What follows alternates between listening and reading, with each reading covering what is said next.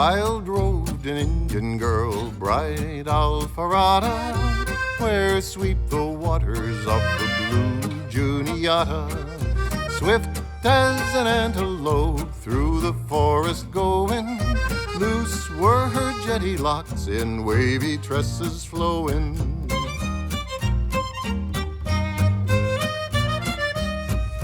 Gay was the mountain song of bright Alpharetta, where sweep the waters of the blue Juniata. Strong and true my arrows are in my painted quiver. Swift goes my light canoe on down the rapid river.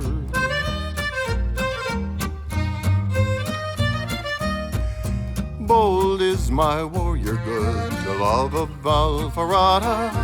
Proud waves his snowy plume along the Juniata. Soft and low he speaks to me, then his war cry sounding, rings his voice in thunder loud from height to height resounding.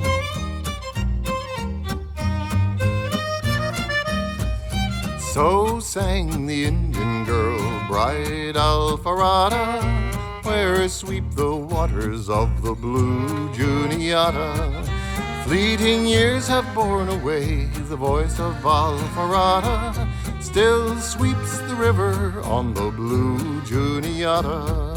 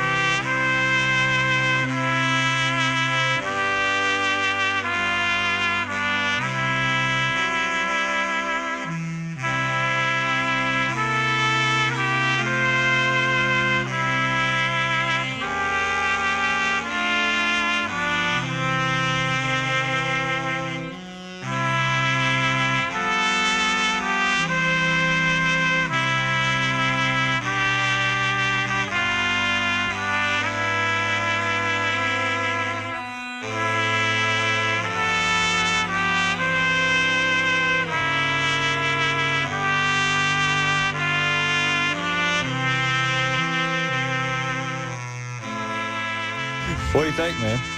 Looked nice. It's the first sawn cabin that we will have ever taken down. Matter of fact, I think this is the only sawn cabin I've ever seen that's over 100 years old. It's unusual, ain't it? 21 years and over 400 buildings, and I've never seen a sawn log cabin built by the pioneers. So this cabin represents that critical spot in time where the pioneers turned things over to the people that ran the sawmill. And this is that link in between the old and the new. From this cabin forward, everything changed. When the sawmill came along, it meant the end of the hand-hewn logs these guys loved. But they sure can't appreciate what it meant to the American pioneer. The sawmill is probably one of the most overlooked technological advances. I mean, it really streamlined the whole process, just the fact of being able to cut the sides off of those logs so much faster. I mean, I'm sure they thought it was witchcraft when they first seen it.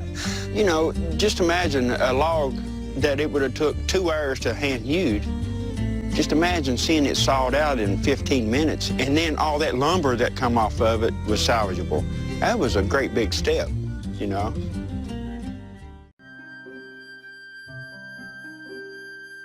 Over the centuries, Chinese dance was nourished by the many dynastic styles, creating a vast system with a tremendous range of movements, and the vocabulary of the dance language kept growing over the years. The technical skills, form, and bearing all come together to make classical Chinese dance one of the richest, most expressive, and most demanding art forms in the world.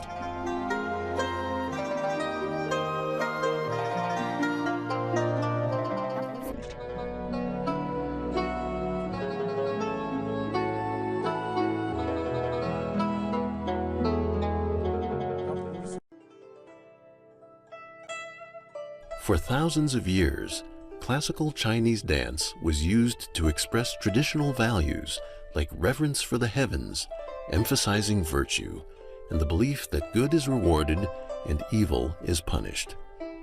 Chinese dance used to embody the ideals of benevolence, honor, etiquette, wisdom, and sincerity.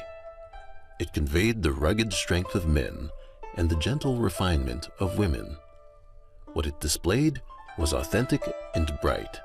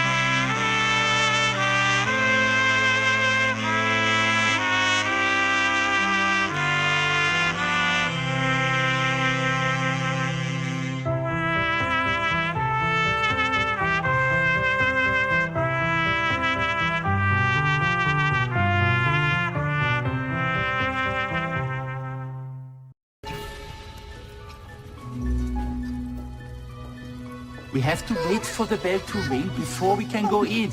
Listen for the bell. It's okay. Where's the bell? Where does it go? It's Christmas Eve.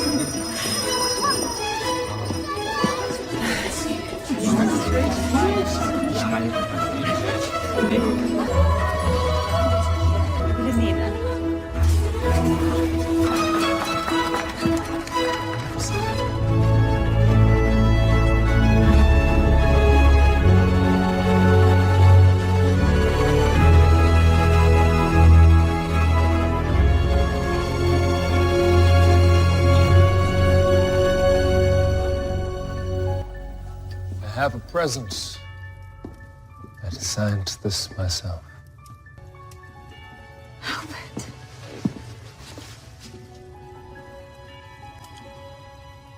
It's exquisite.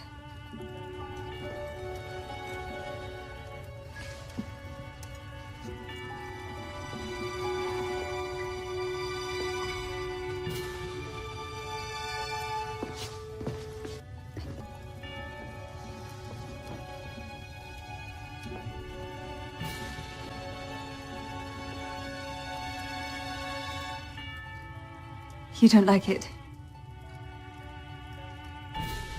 You think it's too shocking?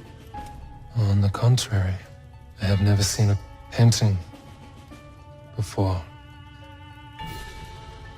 which does you justice.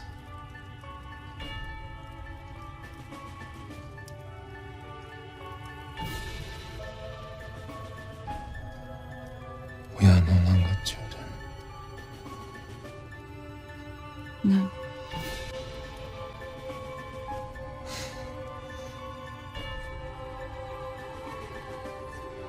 Merry Christmas, my angel. Merry Christmas.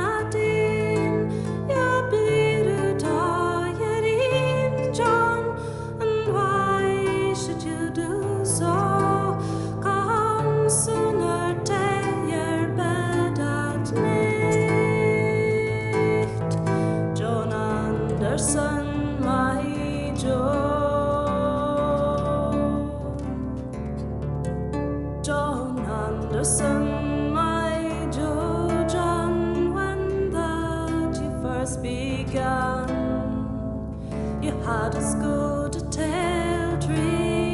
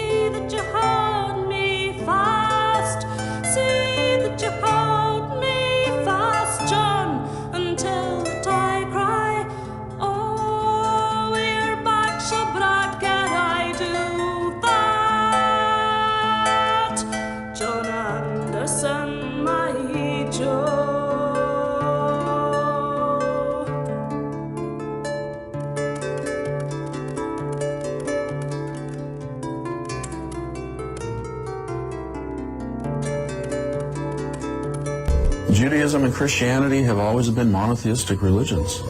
There's one God. There's one creator. And if he had a council, it was a council of created angelic beings that did his bidding by his sovereign authority. And the idea of equally co-eternal beings working with him on a group project is totally unprecedented in Jewish and Christian teaching. Joseph Smith announced that he would publish additional installments of his Book of Abraham, but he never did.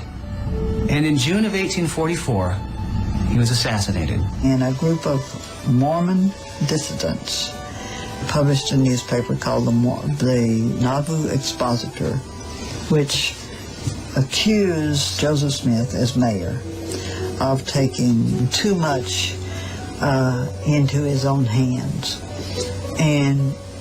And there were some references in the Nauvoo Expositor to the notion of plural marriage. And so as mayor, he sent the constabulary to destroy the newspaper. And the governor brought him into Carthage, Illinois, and put him in jail. And then the governor turned his back and took the militia and went to Nauvoo, leaving the jail unprotected. And then other militia with blackened faces came in and shot him. On June 27, 1844, his cell was stormed. Joseph was shot, and as he fell from a second-floor window, he was fired upon numerous times. No one was ever convicted for his brutal murder.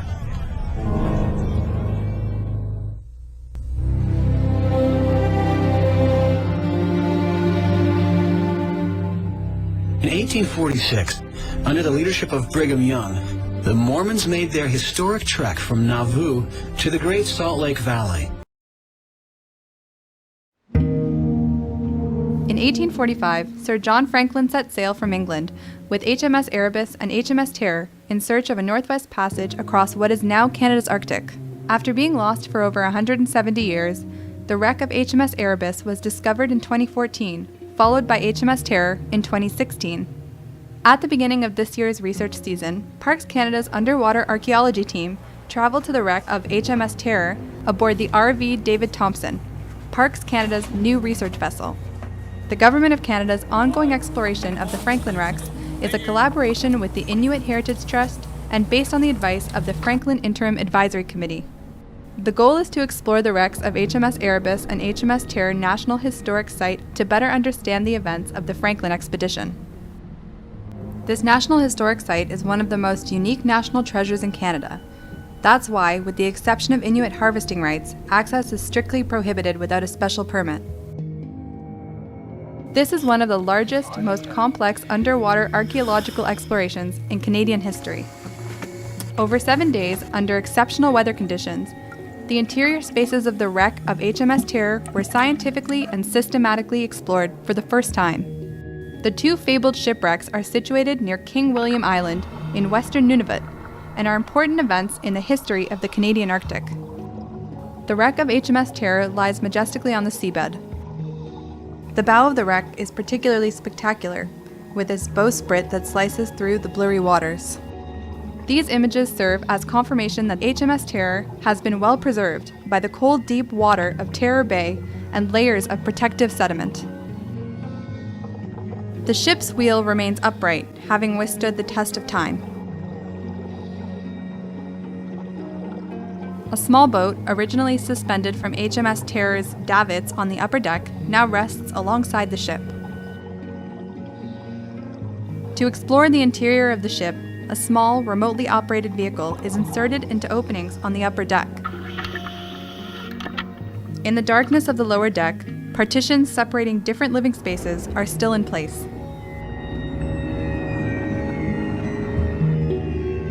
In the forecastle, the sailors' communal living space near the bow of the ship, shelves on the inside walls bear witness to meals taken in groups, which was a daily ritual for sailors far from home.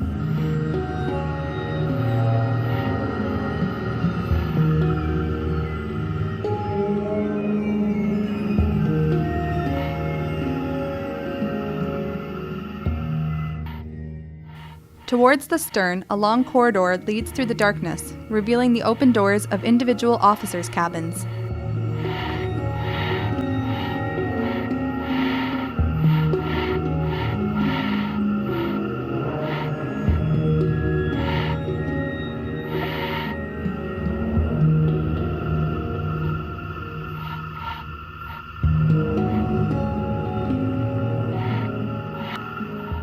A chamber pot, writing desk, bunk, and drawers.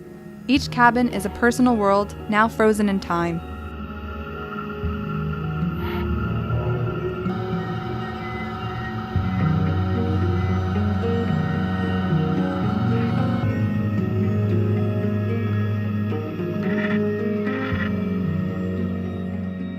Two firearms still hang on the wall.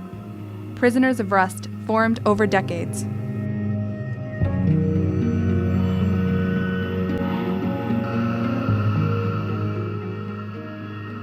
In one of the storerooms, many wooden niches still hold upright bottles.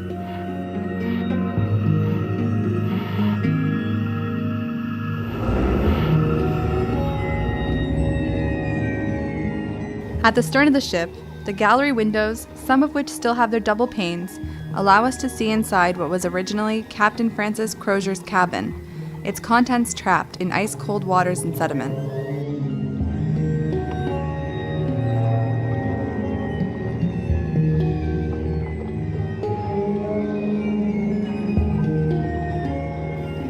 Inside his cabin, a work desk dominates the center of the room, with sealed drawers that almost certainly contain essential information about the Franklin expedition. These images confirm that the possibility of finding written documents is not only real, but that an important number of them are likely to be discovered. An overturned low table lies in front of the desk. A nearby armchair projects out of the protective sediment.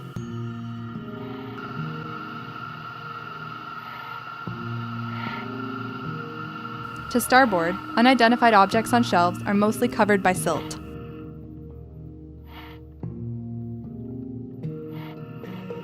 To port, a tripod and large case with unknown contents. These stunning images of HMS Terror will help unravel the secrets of the Franklin expedition. They will take Parks Canada's underwater archaeology team months to analyze, and in time, the new information that they reveal will contribute to the understanding of Inuit and historical accounts of the Franklin expedition, and enable the stories of the sailors and officers of Franklin's crew to be told like never before. Thousands of artifacts are still left to be discovered as the wrecks of HMS Erebus and HMS Terror are explored in the future. Parks Canada recognizes the invaluable role of Inuit, the government of Nunavut, and all partners in the discoveries of the Franklin wrecks. Most importantly, the discoveries would not have been possible without the support, guidance, advice, and knowledge shared so generously by Inuit. Working together, the Government of Canada and Inuit are managing and protecting the wrecks of HMS Erebus and HMS Terror National Historic Site, and as well as the important role of Inuit in sharing the fascinating story of the Franklin expedition wrecks and their extraordinary knowledge of the Arctic with Canadians and the world. The wrecks of HMS Erebus and HMS Terror National Historic Site is protected by a restricted area and activity order on the recommendation of the Franklin Interim Advisory Committee. Entering the site without a permit is an offense under the Canada National Parks Act and is punishable by a fine of up to $500,000. The wreck sites are actively and remotely monitored by the Government of Canada in partnership with Inuit Guardians based in Johaven. These restrictions do not affect the rights of access by Nunavut Inuit, for harvesting as provided in the Nunavut Agreement.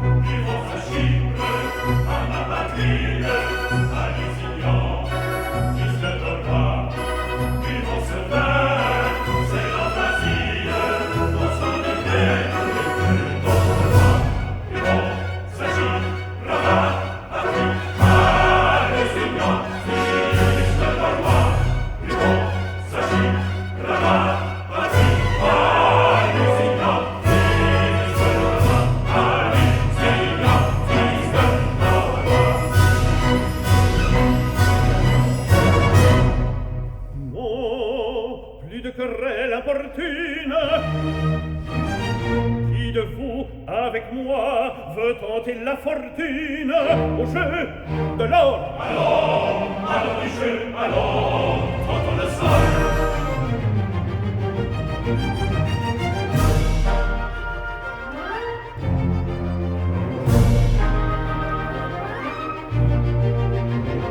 Ô noble ambassadeur de notre République, deux mots.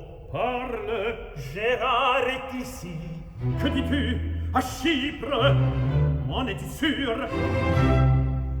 De mes yeux, je l'ai vu. Et tenez, le voici, rêvant sous ses portiques. D'un amour partagé, si l'imprudent venait, par ses transports jaloux, révéler le secret, jusqu'au pied de l'autel qui déjà se décore, Lusignan, détrompé, pourrait tout rompre encore. Et cet hymen, il faut qu'il s'achève aujourd'hui. Vos poignards sont tout prêts. Eh bien, alors à lui.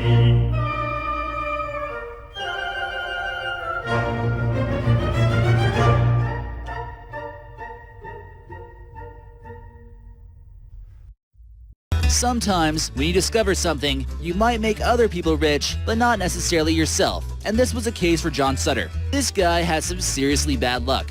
A man named James Marshall, who worked at Sutter's mill, discovered a massive golden nugget, and he told his boss, John Sutter, about it. The two decided to keep it secret for a while, but hired some men to help them pan out the gold. Well, it turns out that all the miners they hired were just a bunch of no-good thieves, and they stole all the gold they came across. The miners basically told everyone that there was gold in them there hills, and this is what brought millions of people seeking fast riches.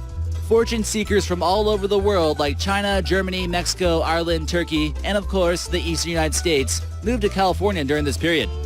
After all his employees cheated him and took off with his gold found on his land, the gold ran out and he was basically left penniless. He decided to give up on the California dream and moved as far away as possible. California officially became a state in 1850, partially thanks to there being gold here. If this moment in history never happened, the western United States would most likely be much less developed and less rich. Now you know why California is called the Golden State.